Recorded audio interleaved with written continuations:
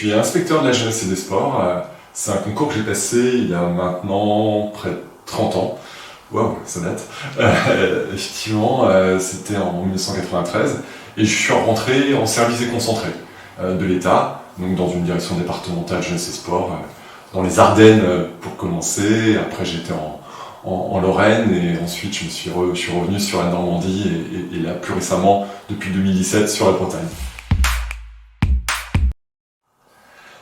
D'été, on est en Bretagne, on aura quelques sportifs, j'espère, aux Jeux Olympiques d'hiver en 2026, mais ils se comptent sur la doigt d'une main. La Maison Régionale de la Performance, c'est quelque chose qui est tout nouveau.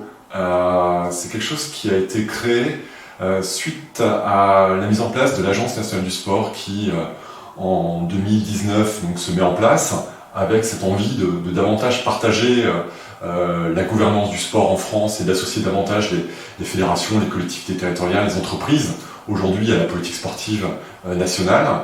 Et au sein de cette Agence nationale du sport a été mis en place un département haute performance, piloté par Claude Onesta.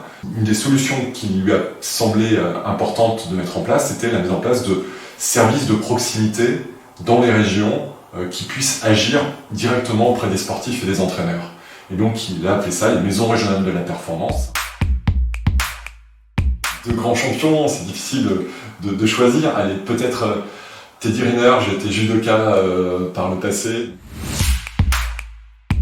Permettre aux sportifs d'être dans un environnement socio-professionnel qui lui soit favorable, que ce soit scolaire, avec des aménagements de scolarité de façon très concrète, ça va être ça, des aménagements d'emploi du temps, l'accès à des logements étudiants, à des logements qui soient adaptés pour lui, proches de ses lieux d'entraînement.